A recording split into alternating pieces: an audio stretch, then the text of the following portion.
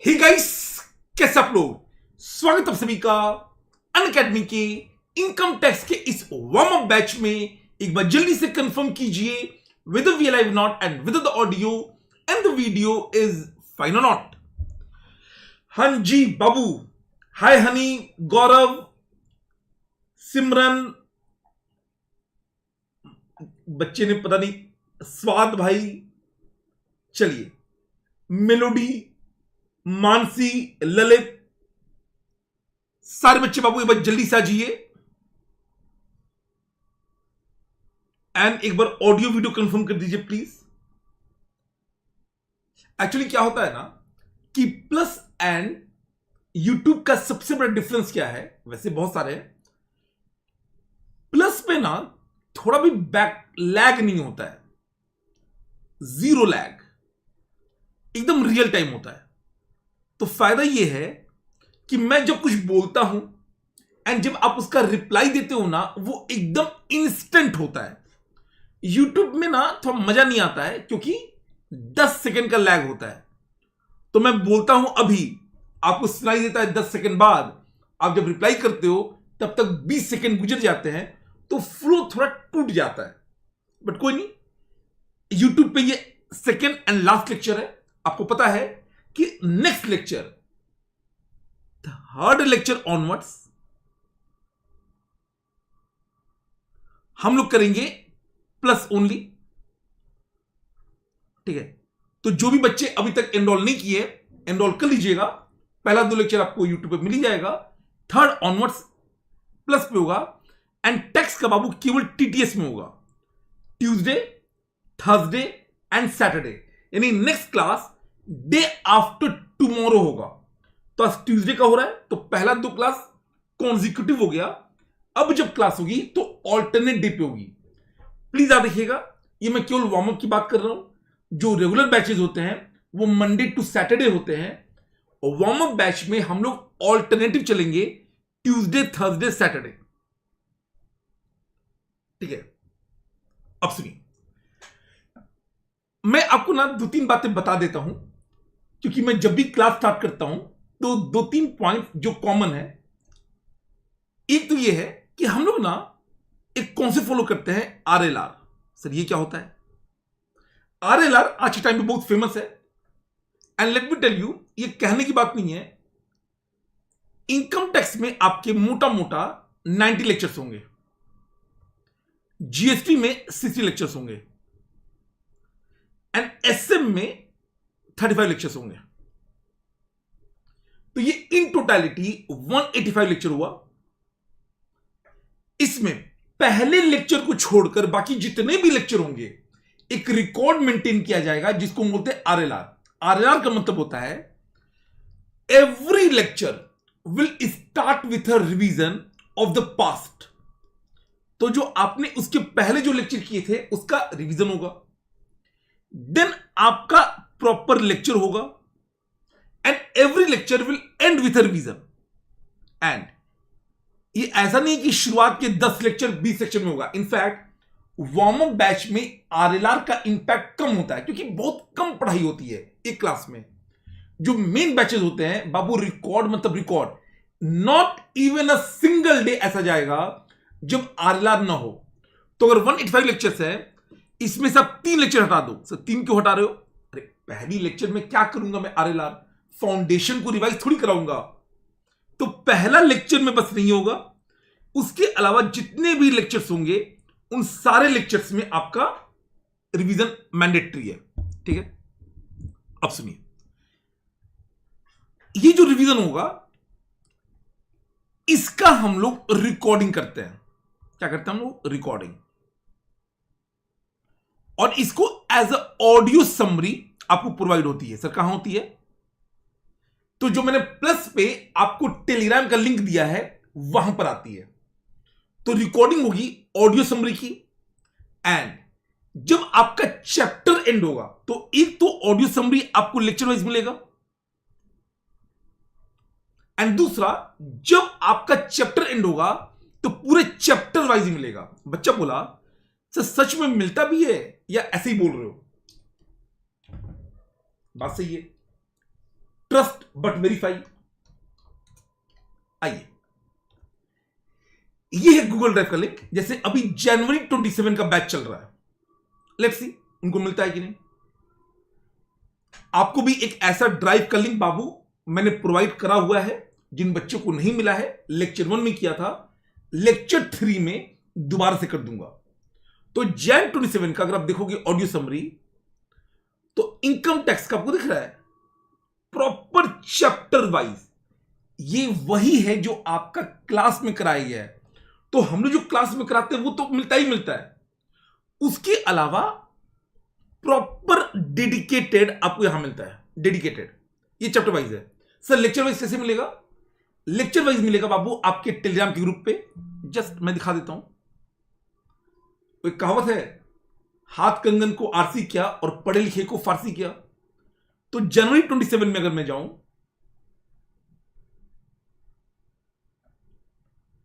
Then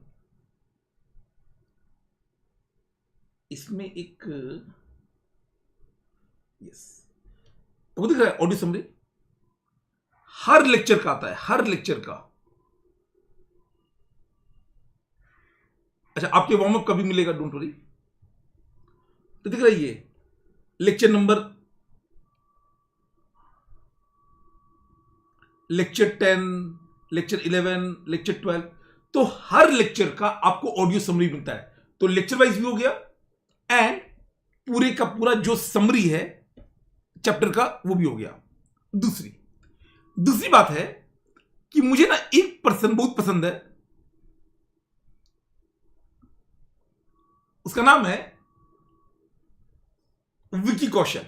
अगर पिछले 6-7 साल में आप किसी को देखोगे जिसने अपने जीवन में अच्छा किया है, तो विकी कौशल उनमें से एक आएगा। क्योंकि क्या होता है, कुछ लोग ना बहुत अच्छे एक्टर होते हैं बट वो स्टार नहीं होते। जैसे नवाजुद्दीन सिद्दीकी, वो एक्टर बहुत अच्छे हैं बट वो स्टार नहीं है।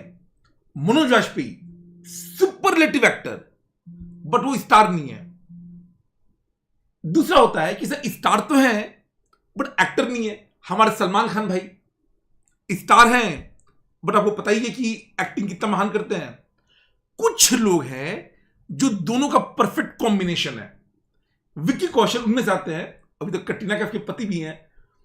तो इस उम्मीद में कि अगले 6-7 साल बाद आपकी जिंदगी भी उतना ही परिवर्तन हो जितना इनके जीवन में हुआ है, तो every lecture that will start, we will start with the सारे बच्चे विक्की भाई के नाम पे हालो जोश।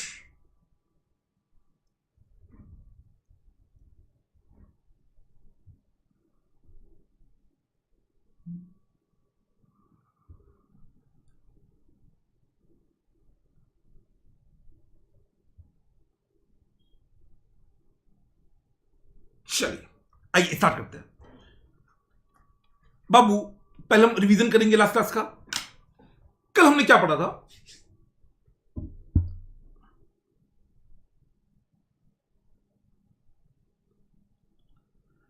हमने आपके वार्म अप के पहली बैच में बताया कि जो सीए का डिग्री है वो एक लेटर्स ऑफ ट्रस्ट है। यानी जब भी किसी फाइनेंशियल स्टेटमेंट में, किसी टैक्स ऑडिट रिपोर्ट में एक सीए का सिग्नेचर होता है, तो यह माना जाता है कि वो टैक्स ऑडिट रिपोर्ट या फाइनेंशियल स्टेटमेंट, वो डॉक्यूमेंट करेक्ट होगा, ट्रू एंड फेयर होगा, मतलब सही होगा ना। मैंने ये भी बताया कि हर फाइनेंशियल फ्रॉड के पीछे सीए साहब का कहीं ना कहीं योगदान होता है। तो हम लोगों को अपनी एक्सपर्टीज को तो मेंटेन करना ही है, साथ ही साथ अपने एथिक्स को भी मेंटेन करना है। दूसरा, इंडिया में इंडियन गवर्नमेंट मोनोपोली को प्रमोट नहीं करता है। स्टिल 2 फील्ड ऐसी है जहां पर सीएस को स्टैट्यूटरी मोनोपोली दी गई है।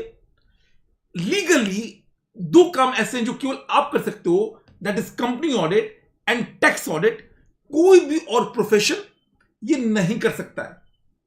आगे मैंने आपको अपने बारे में बताया कि सर आप पहले बैच होगे जिनको नया वाला इनकम टैक्स एक्ट पढ़ना है। बट सर क्या बहुत ज्यादा डिफिकल्ट है? बिल्कुल नहीं। इनफैक्ट चीजें सिंपल हुई हैं। जो पुराना इनकम टैक्स एक्ट था 1961 का, उसमें इतनी बार बदलाव हुआ, इतनी बार चेंजेस हुए हैं कि वो थोड़ा सा ना कॉम्प्लेक्स हो गया था, इनकंसिस्टेंट हो गया था। तो जो नया इनकम टैक्स एक्ट है उसने चीजों को थोड़ा सिंप्लीफाई किया है, थोड़ा वेल ऑर्गेनाइज किया है, लॉजिक्स वही है, थोड़ा सा और बेटर किया है। तो आपको पहला बैच होगा जिसको ये करना है। एंड अब बाबू हम इस कहानी को आगे बढ़ाने वाले हैं। सुनिए, एक डाउट आता है कि सर टैक्स होता क्या है, या हम टैक्स लगाते क्यों हैं। एक कॉमन डाउट है कि सर हम टैक्स लगाते क्यों हैं, वाई टैक्स इज लेवीड। तो सी, जो आपका वार्म अप होगा ना,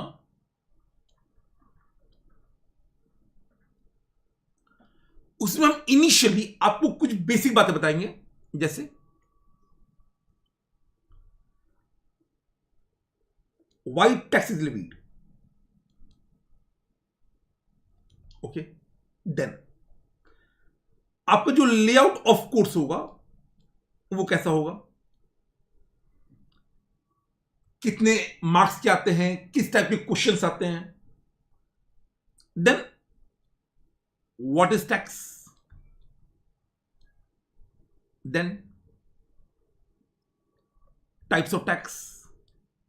देन आपने सुना होगा कि एक बजट आता है, याद है, आपने देखा होगा टीवी पे कि निर्मला सीतारमण जी बजट प्रेजेंट करती हैं।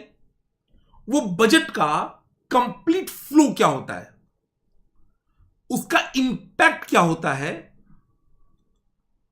On tax. एंड फिर हम लोग बाबू स्टार्ट करेंगे हाउ टू कैलकुलेट टैक्स। तो ये मोटा मोटा हमारा पर्पस है, ये लिखना है बाबू, प्लीज नोट डाउन कर लीजिए।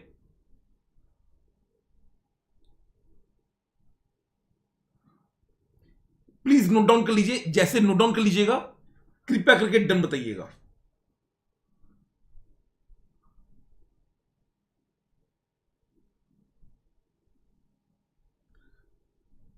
Please everybody note it down.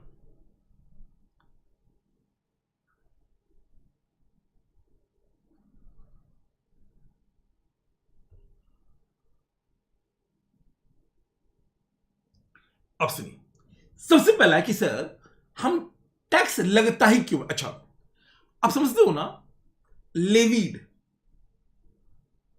Imposed and charged, ये तीनों का मतलब सेम है। बट अब आप सीए हो, सीए बनने वाले हो, तो आपको जो अपना स्टैंडर्ड है हल्का सा ऊपर करना पड़ेगा।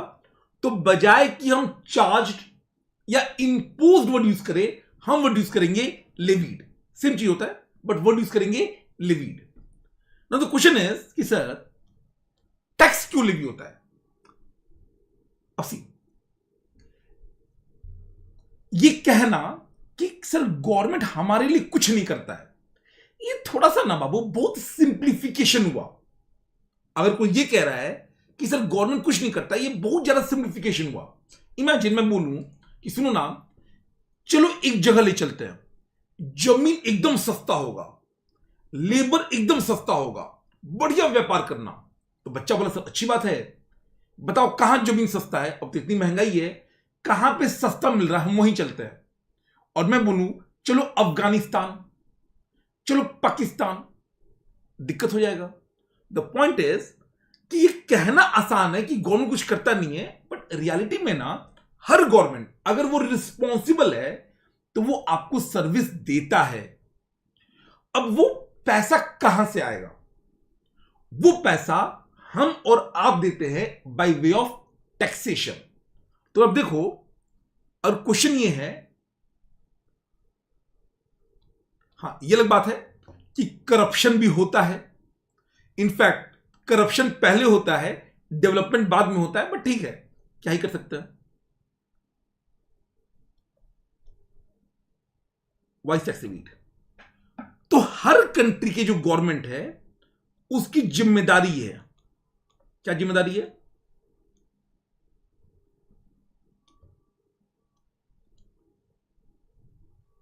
For managing country. For example, अब सच बताना, पिछले 5-6 सालों में आपके घर के या आपके शहर के आसपास कोई नया हाईवे बना है, कोई नया एक्सप्रेसवे बना है, कोई नया हाईवे, कोई नया एक्सप्रेसवे पिछले 5-10 साल में?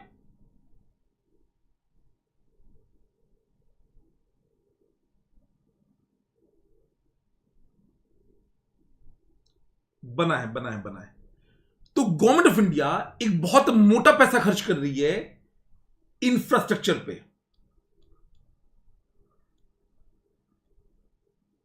बताऊं कितना? कोई हिलेगा नहीं। 11 lakh crore plus, 11 lakh crore plus, 11 lakh crore plus. एक बच्चा अगर अंडमान में ट्रेन नहीं है, बाबू प्लीज अंडरस्टैंड, पहले तो नॉर्थ ईस्ट में भी नहीं थी, जो हमारे 7 सिस्टर्स है, पहुंचा ना वहां पे, अंडमान में भी पहुंचेगा, धीरे धीरे पहुंचेगा, बट इतना सिंपल नहीं है। अगर अंडमान में ट्रेन बनेगा तो कई सारे लोग तो कहेंगे ट्रेन पेड़ कट रहा है, मत बनवाओ। तो बहुत सिंपल नहीं होता है, बट इंफ्रास्ट्रक्चर डेवलप हो रहा है, धीरे धीरे वहां भी पहुंचेगा। सुनिए, दूसरा एजुकेशन। नाउ आई अंडरस्टैंड कि अभी एजुकेशन की बैंड बजी पड़ी है, जो नीट का पेपर के साथ हुआ, सीबीएसई के साथ हुआ, वो सब गड़बड़ है। बट क्या इंडिया में अभी भी आईआईटीज वगैरह वो सारे सरकारी हैं? जो नेशनल इंस्टीट्यूट ऑफ टेक्नोलॉजी है, जो सरकारी स्कूल है, जो सरकारी यूनिवर्सिटी है, कॉलेजेस,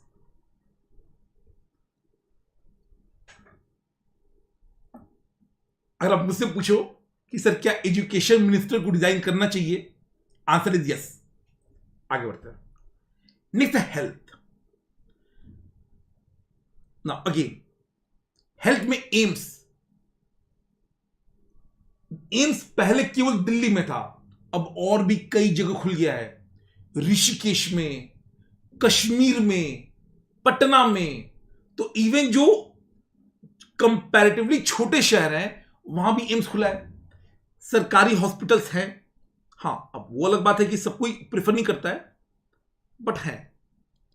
मैं एग्जांपल देता हूं, अगर घर में कोई छोटा बच्चा हो, आपको पता है ना उसको वैक्सीन लगता है, वैक्सीन।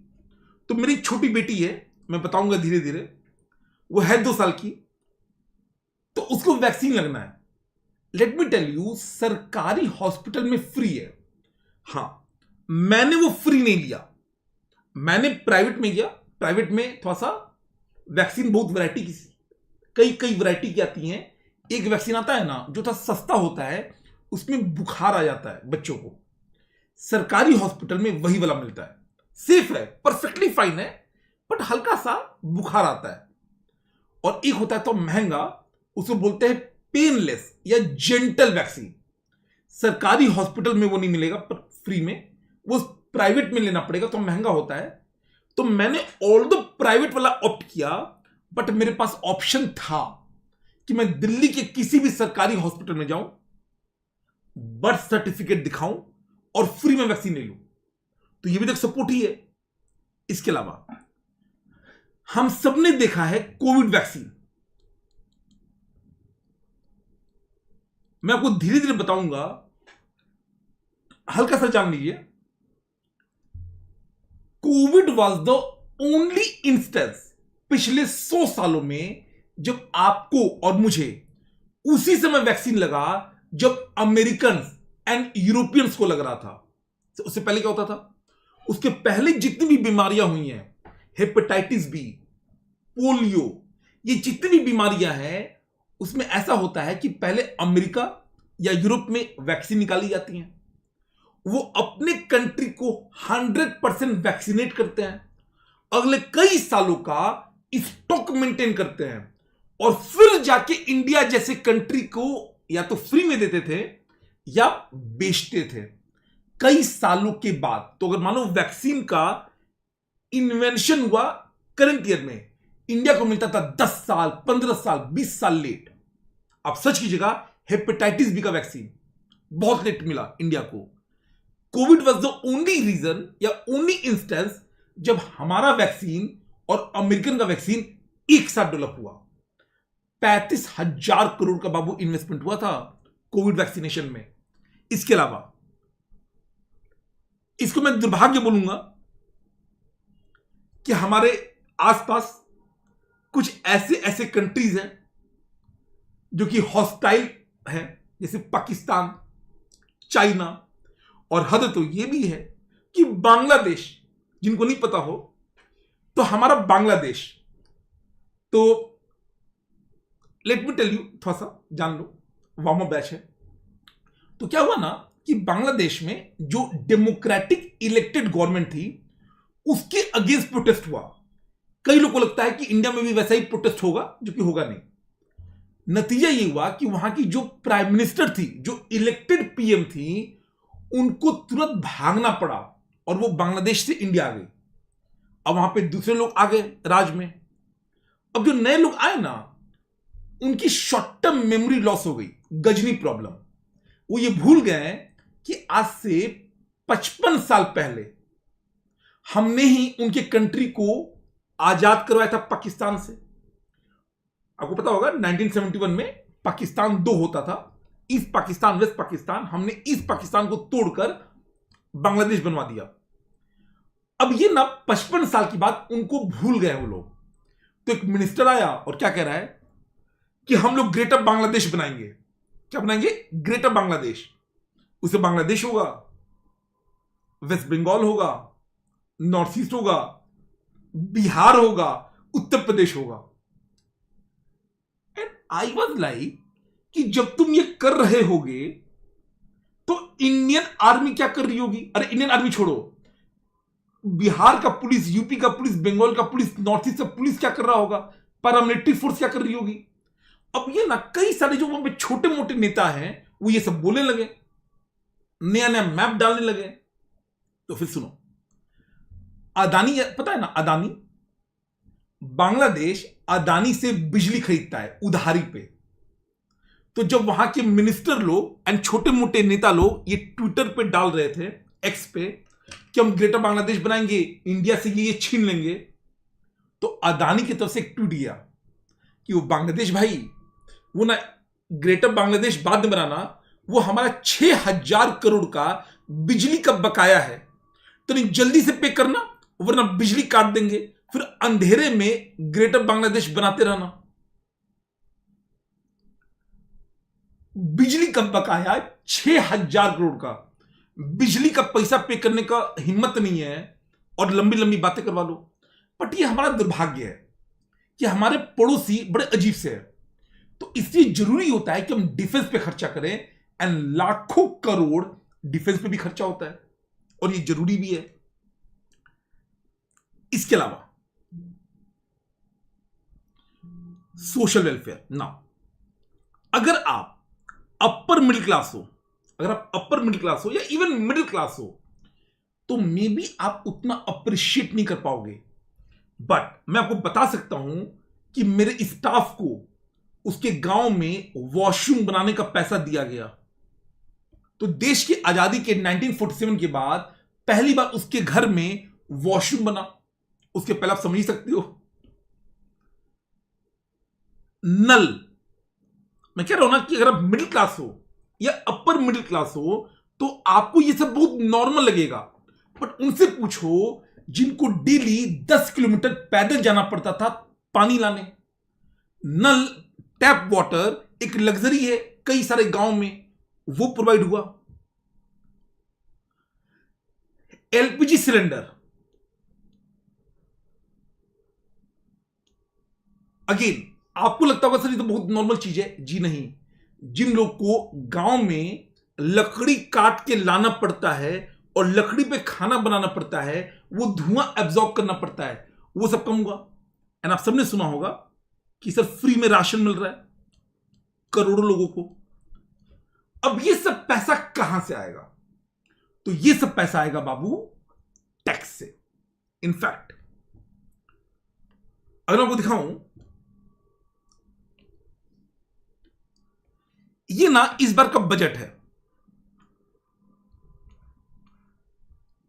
अगर आप देखेंगे, ये 1 फरवरी को मैं बताऊंगा ये डेट, ये अब भी का बजट है, एकदम लेटेस्ट बजट। इंडियन गवर्नमेंट को इन टोटलिटी 36 लाख करोड़ रुपया मिलेगा। तो जो टोटल रिसीट है वो कितना मिलेगा? 36 लाख करोड़। आपको पता है इसमें से टैक्स का शेयर कितना है? Approx 85% plus.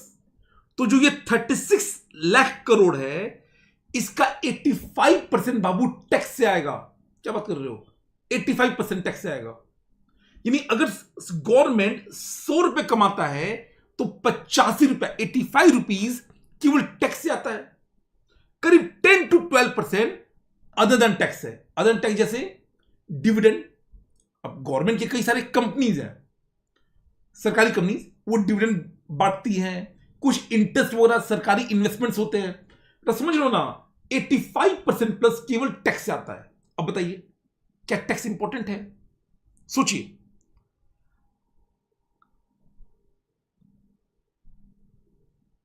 अगर 100 में से 85% प्लस वहां से आ रहा है,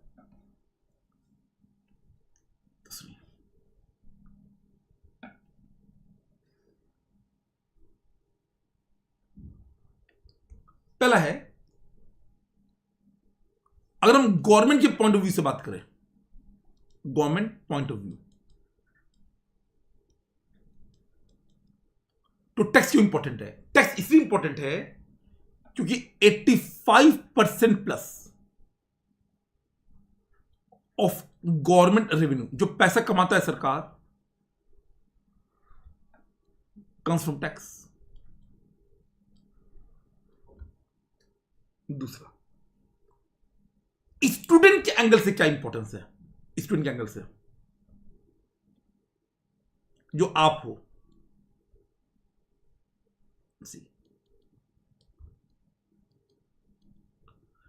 सबसे पहले तो बाबू ये स्कोरिंग है, क्योंकि नॉलेज बहुत इंपॉर्टेंट है, मार्क्स स्कोर करना भी इंपॉर्टेंट है। तो बाबू स्कोरिंग सब्जेक्ट है। हां, प्रॉपर पढ़ाई करेंगे तो, वरना स्कोरिंग है। आपको मैंने कल दिखाया था कि यहां पे बच्चा 90 लेके बैठा हुआ है, 90, 85, 85, 82, 86, 82, 82। ये सारे बिग 4 में है। कुशाग्र ईवाई में है, साहिल पहले दिलौट में गया, अभी इंडस्ट्रियल ट्रेनिंग कर रहा है, विनय भी ईवाई में है, आदित्य केपीएमजी में है। तो ये सारे लोग किसी ना किसी बिग 4 या किसी बड़े फर्म में अभी काम कर रहा है। तो स्कोरिंग सब्जेक्ट है। दूसरा, कल मैंने आपको पैराशूट का एग्जाम्पल दिया था, ऐसे दुनिया भर के एग्जाम्पल दूंगा। इनफैक्ट चलो एक काम करते हैं, जब बता ही रहे हैं तो तमीज से बताते हैं। सुनो,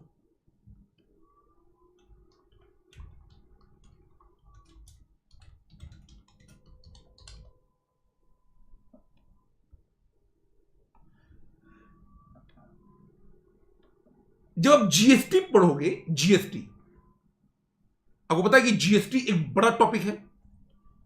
तो जीएसटी में ना एक वेबसाइट होता है जिसको जितने भी आपको जीएसटी में काम करने देते हैं, इसी वेबसाइट पे होता है। एंड अभी क्लासरूम में जो हमने पढ़ा दिया, उसके बाद से हम लोग बच्चों को लेकर आए इस वेबसाइट पे, एंड फिर हम लोगों ने लिटरली पैन कार्ड इस्तेमाल किया। क्या इस्तेमाल किया? Pan card. अब ये थोड़ा सा ब्लर दिख रहा होगा,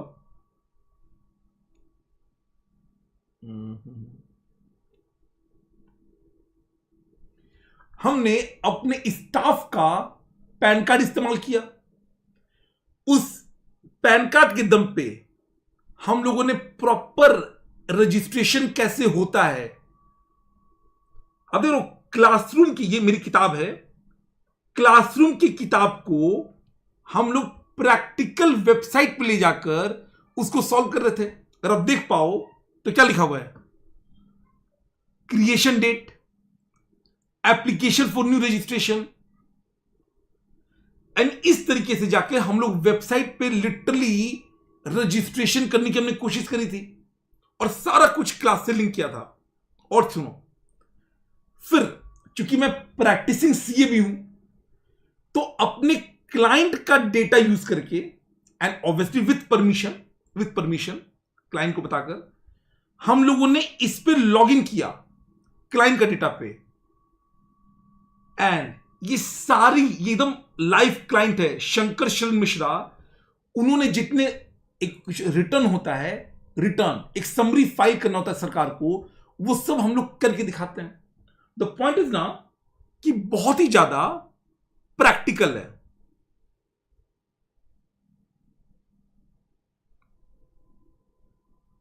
बहुत ही ज्यादा प्रैक्टिकल। बच्चा बोला सर ये वही रिटर्न है क्या जो 500 रुपया में लोग फाइल करते हैं? यस, करने वाले 5,000 में भी करते हैं, 50,000 में भी करते हैं और 500 में भी करते हैं। डिपेंड करता है कि आप कैसा बनना चाहते हो। Practical and lively subject. Sir lively क्यों? क्योंकि टॉम एंड जेरी है। सरकार टैक्स कम देना चाहता है, आप सरकार ज्यादा लेना चाहता है, आप कम देना चाहते हो। एंड तीसरा, बाबू सीए होना ये आपका कोर सब्जेक्ट है। सीए मतलब अगर आप सीए हो तो ये अंडरस्टूड है कि भाई साहब आपको टैक्स आना चाहिए। आज भी जो अनअकैडमी के बाकी बैकएंड टीम है, कई बार कॉल आता है कि सर थोड़ा सा टैक्स का टाइम आ गया तो बता दो कैसे टैक्स कम करें। आप समझ रहे हो? द पॉइंट इज सीए मतलब टैक्स एक्सपर्ट, तो आपको जो पढ़ना है वो बहुत ही अच्छे तरीके से पढ़ना है। एंड फाइनली कल को बाबू आप क्वालिफाइड सीए बनोगे तो क्या होगा? तो सी, एज अ चार्टर्ड अकाउंटेंट आपके पास मल्टीपल स्कोप होगा। आप अकाउंट्स में जा सकते हो, आप ऑडिट में जा सकते हो, आप टैक्स में जा सकते हो। टैक्स में भी कई सारे फील्ड होती हैं, मैं बताऊंगा। बट बाय एंड लार्ज ना जो टैक्स का फील्ड है वो थोड़ा ज्यादा पैसे पे करता है। टैक्स का जो फील्ड है वहां पर वर्क लाइफ बैलेंस, सर ये क्या होता है? काम कीजिए बट जिंदगी को भी एंजॉय करना है, तो टैक्स में ना बेटर होता है। बहुत ज्यादा नहीं करना होता है, रीजनेबल करना होता है। तो अगर आप सीए बन गए एंड आप जॉब चले गए तो इसका पैसा थोड़ा ज्यादा मिलता है, हायर पेइंग होता है। एंड अगर आप प्रैक्टिस करने गए कि सर हम सीए बनेंगे, खुद का प्रैक्टिस करेंगे, अगेन हायर पेइंग होता है। सिंपल। तो ये बाबू है the reason why the tax is levied. कोई डाउट है बताइए, एल्स आगे बढ़ेंगे।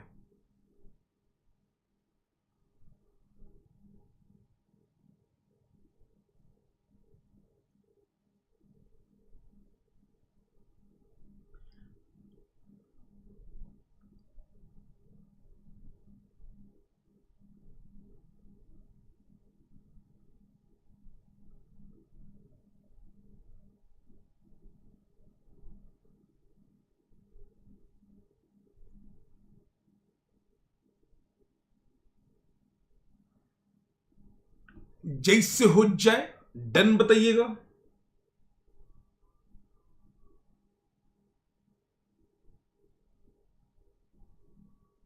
बाबू नोट करना है, नोट करना है, नोट नोट नोट।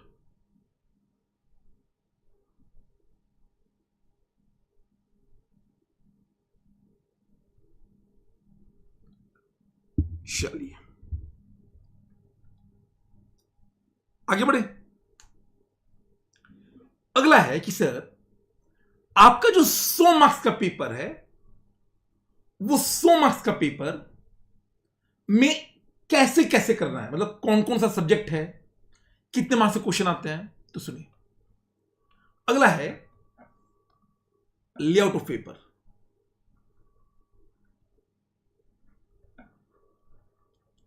जो कि ग्रुप 1 का पेपर 3 है ना। कहने के लिए लोग बोलता है 100 मार्क्स का है, बट ये झूठ है। रियलिटी में ना ये आता है 128 मार्क्स के अप्रॉक्स। ऑप्शन मिलता है, क्या मिलता है? ऑप्शन। अब कैसे होता है सुनिए। इसके कल ही मैंने बताया था कि 2 पार्ट है, एकदम डिफरेंट 2 पार्ट। एक होता है जिसको हम बोलते हैं इनकम टैक्स,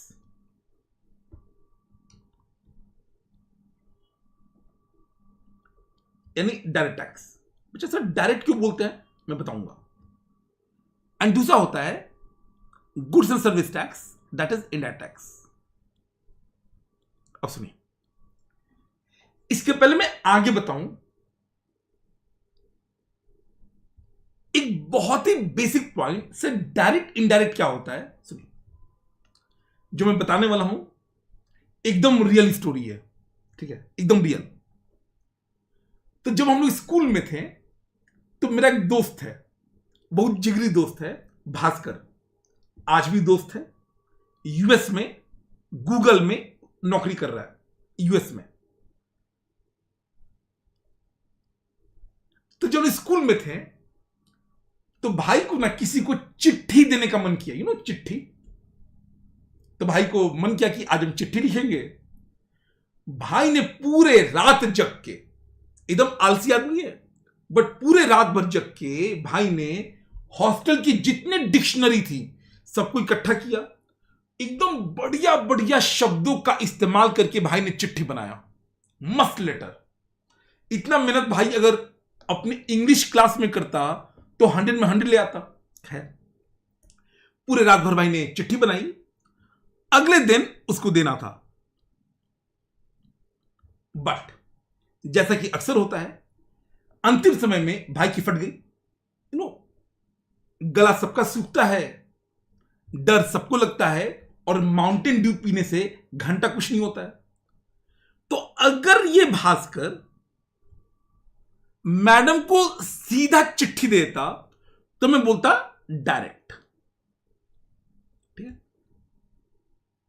बट भाई की फट गई, तो भाई ने बोला हे किशन तू ही मेरा मित्र है। मैंने बोला हाँ हाँ बताओ बताओ बताओ। तो कह रहे भाई सुनना, ये चिट्ठी है जाके दे दो ना। मैंने जो किया I am not proud of that, but कुछ ऐसा हुआ कि लंच तक जो टिफिन होता है स्कूल का, उस चिट्ठी के जो भी कंटेंट्स थे वो क्लास में सबको पता था, एक्सेप्ट जिसको पता होना चाहिए। अब सोचिए, पहले वाले केस में अगर भास्कर सीधा चिट्ठी देता तो डायरेक्ट था, यहां पर 2% इन्वॉल्व हुए।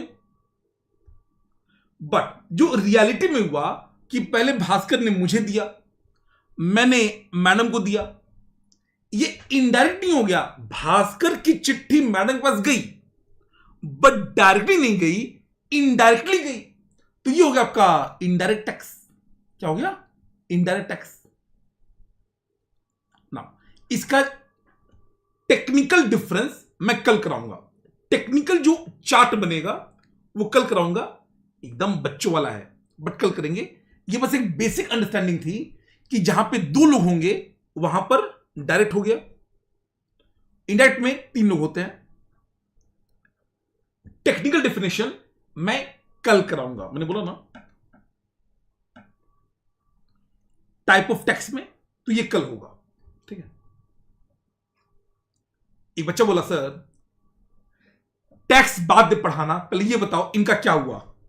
कुछ नहीं हुआ, दोनों की शादी हो गई अलग अलग लोगों से, दोनों के बच्चे हैं अलग अलग लोगों के, दोनों हमारे मित्र हैं।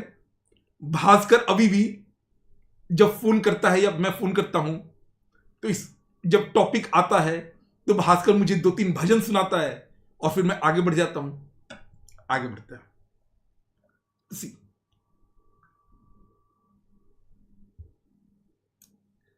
नहीं नहीं, वो नहीं लिखना है, ये लिखना है। अब सुनिए, जो इनकम टैक्स है ये बाबू 50 मार्क्स का है, बट रियलिटी में ना ये करीब 64 मार्क्स का क्वेश्चन आता है। इसको करने में 180 आवर्स लगेगा अप्रोक्स।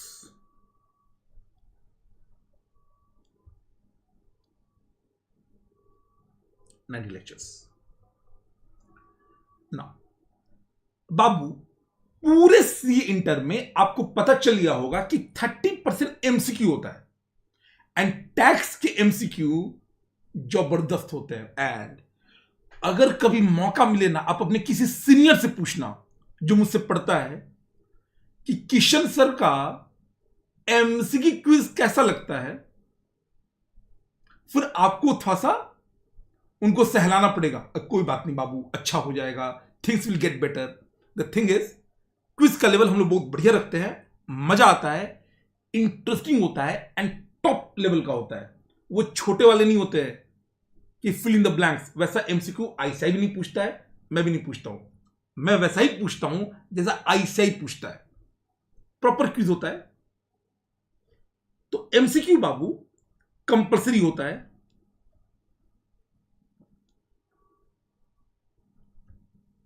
$15 का। इसमें केस स्टडी आते हैं 10 to 12 मार्क्स के, एंड इंडिपेंडेंट भी आते हैं 2 से 3 मार्क्स का। सब क्लास में होता है, डोंट वरी। अगेन मैं बता रहा हूं, आपके पूरे सिलेबस में इनकम टैक्स में एकदम सब फिक्स्ड है, 10 एमसीक्यूज होगा। बच्चा वैसा सच में होगा? मैंने बोला कि भरोसा ही नहीं है भाई को।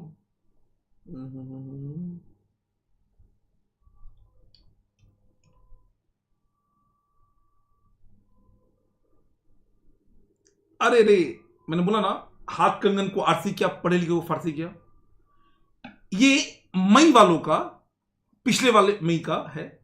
अब देख रहा है, हर लेक्चर का ऑडियो समरी है, जो मैं कह रहा था।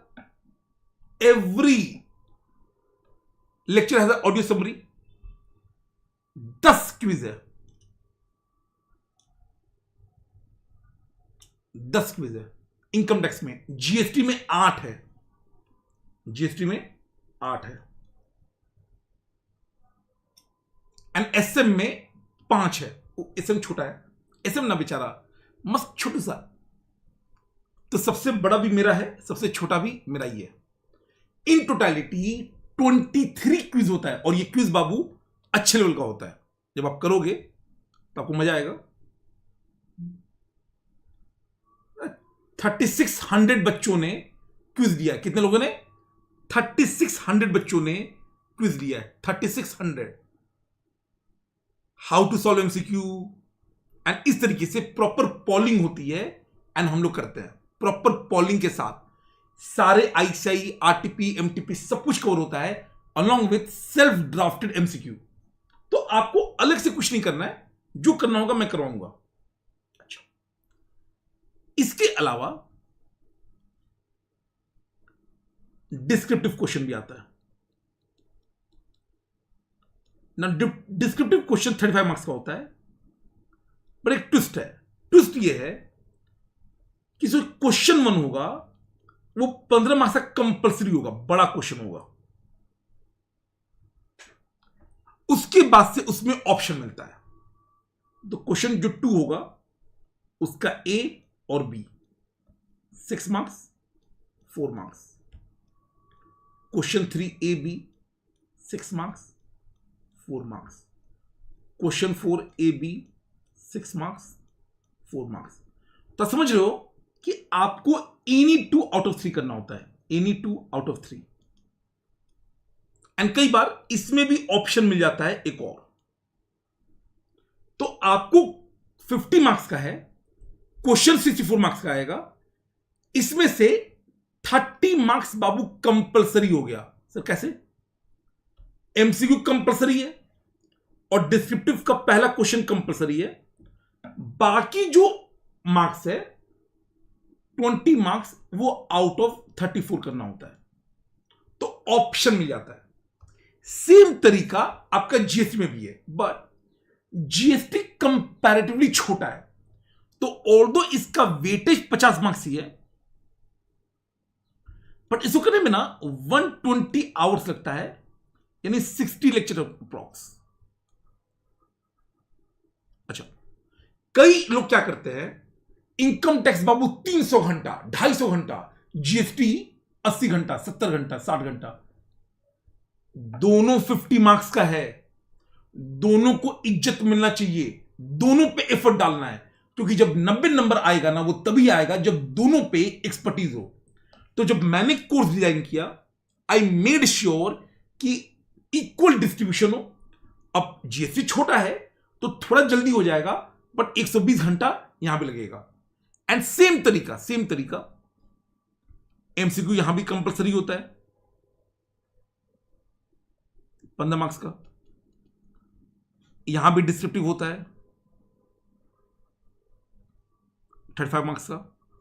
तो ये बाबू कॉमन है, इसको रिपीट नहीं करेंगे, ठीक है, ये कॉमन है, नोट कर लीजिए।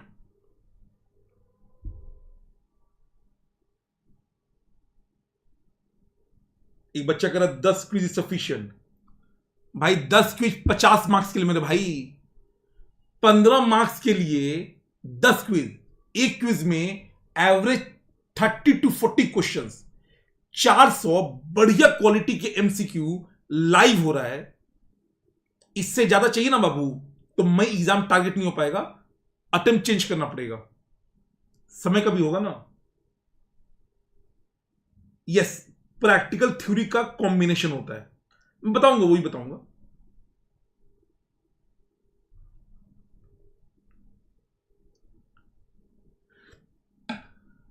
जैसे हो जाए डन बताइएगा। भाई टैक्स में 18 हो गया ना, 10 income tax, 8 GST, 18 MCQ quiz 30 marks के लिए बहुत है। उसके बाद फिर लेटेस्ट आरटीपी, लेटेस्ट एमटीपी, वो सभी मैं यूट्यूब पे कराता हूं।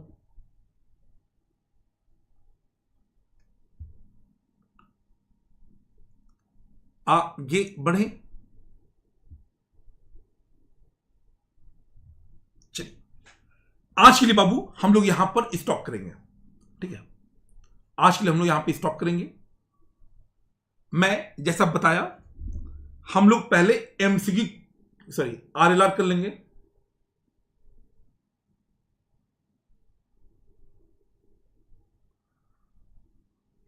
आइए।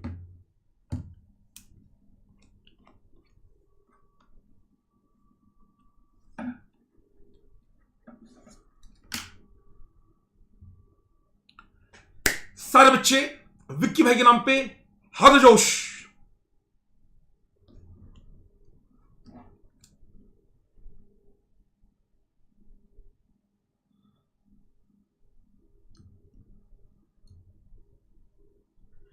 चलिए बाबू, आज आपका वार्म अप का लेक्चर नंबर 2 था। हमने आपको बेसिकली 2 बातें बताई।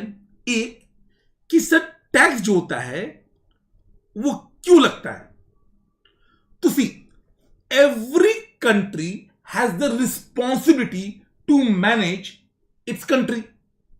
इसके लिए इंफ्रास्ट्रक्चर, डिफेंस, हेल्थ, एजुकेशन ना। आपको शिकायत हो सकती है कि करप्शन है, जो कि बिल्कुल है। इनफैक्ट करप्शन पे मैं इतनी बातें बताऊंगा जिसका हद नहीं है। तो करप्शन तो है, पर सर फिर भी जरूरी है कि ये सब सर्विस सरकार दे। अब इसलिए पैसे कहां से आएंगे, तो 85% जो सरकार का रेवेन्यू होता है वो टैक्सेशन से आता है। तो गवर्नमेंट के एंगल से टैक्स बहुत ज्यादा इंपॉर्टेंट हो गया। एज ए स्टूडेंट टैक्स इसलिए इंपॉर्टेंट है क्योंकि एक तो आपका स्कोरिंग सब्जेक्ट है, दूसरा प्रैक्टिकल है। जीएसटी का रिटर्न कैसे फाइल होगा, इनकम टैक्स का रिटर्न कैसे फाइल होगा, टैक्स प्लानिंग कैसे होगी, विद इन द लॉ हम टैक्स कम कैसे पे करें, चोरी नहीं, टैक्स इविजन नहीं, टैक्स की चोरी नहीं करनी है, टैक्स की प्लानिंग करनी है। प्लस जब आप सीए बन जाओगे तो अगर आप प्रैक्टिस या जॉब दोनों में से कुछ भी करते हो बेटर या हायर पेइंग टैक्स होता है इन जनरल। ओके, फिर मैंने आपको बताया कि सर टैक्स पेपर का लेआउट क्या है, कितने कितने मार्क्स से क्वेश्चन आते हैं। तो मैंने बताया कि जो इनकम टैक्स है जिसको हम डायरेक्ट टैक्स बोलते हैं, भास्कर का चिट्ठी वाला एग्जांपल, तो 50 मार्क्स का होता है, मोटा मोटा 90 लेक्चर्स लगेगा। अब इस 50 मार्क्स में 15 मार्क्स कंपलसरी एमसीक्यू होता है जिसमें केस स्टडी भी आते हैं, एंड बाकी डिस्क्रिप्टिव होता है। डिस्क्रिप्टिव में भी ना 15 मार्क्स कंपलसरी होता है, एक बड़ा क्वेश्चन, एंड बाकी में आपको ऑप्शन मिलता है। ठीक है, same goes GST, but GST ना वेटेज उतना ही है 50 मार्क्स, बट छोटा है। बट हमने फिर भी with in extensive practice 60 lecture, क्योंकि 50 मार्क्स तो ये भी देगा, यहां पर भी 15 मार्क्स एमसीक्यू है और वो कंपलसरी है, एंड बाकी डिस्क्रिप्टिव 35 मार्क्स का है। उन 35 मार्क्स में भी अगेन 15 मार्क्स कंपलसरी है, एंड बाकी 20 मार्क्स में आपको ऑप्शन मिलता है। अगर मैं कह सकूं तो जीएसटी का ना रोटी ज्यादा है। सर रोटी क्या होता है? रोटी होता है रिटर्न ऑन टाइम इन्वेस्टेड। तो जब टाइम इन्वेस्ट कर रहे हो उसका रोटी रिटर्न ज्यादा है, बट हम दोनों में डिफरेंशिएट नहीं करते हैं, दोनों को तसल्ली से करेंगे ताकि जब एग्जाम आए तो दोनों में हम लोग एवरेज 40 प्लस उम्मीद करें ताकि 80 प्लस का टारगेट अचीव हो जाए। That's it. हो बाबू, आपको पढ़ने में उतना ही मजा आया जितना मुझे पढ़ाने में आया। जैसा भी लगा अपने दोस्तों को बताइएगा। वीडियो के एंड में आप कमेंट करके बता सकते हो। सेशन को लाइक एंड शेयर कर दीजिएगा। कोई डाउट है प्लीज डाउट बॉक्स में डाल दीजिए और मैं हमेशा की तरह उसे रिजॉल्व कर दूंगा। Bye bye, God bless, all the best, let's crack it. बाबू कोई भी डाउट है डाल दीजिए।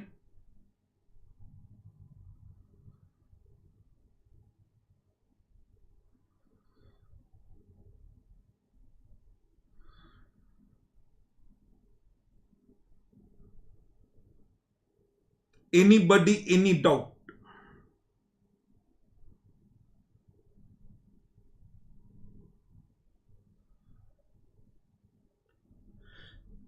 एक बच्चा कह रहा है लास्ट है आज का क्लास, नेक्स्ट क्लास। हाँ जी, हाँ जी। तो आज बाबू यूट्यूब का लास्ट क्लास है, ठीक है, आप एनरोल कर लीजिएगा वार्म बैच में। कल से जो क्लास होगा नेक्स्ट क्लास वो हम लोग प्लस पे करेंगे। प्लस पे ना बाबू ज्यादा इंटरेस्टिंग होता है, कोई लैग नहीं होता है, 100% रियल टाइम होता है। सबसे बड़ा फायदा ये है, एक डेडिकेटेड डाउट बॉक्स होता है, एंड बाबू मैं डाउट बॉक्स को हर दिन खाली कर देता हूं, किसी भी बैच का हो, वो जनवरी 27 हो, सितंबर 26 हो, या आपका जो May 27 आने वाला है, हर डाउट सॉल्व हो जाता है, तो वहां पे होगा।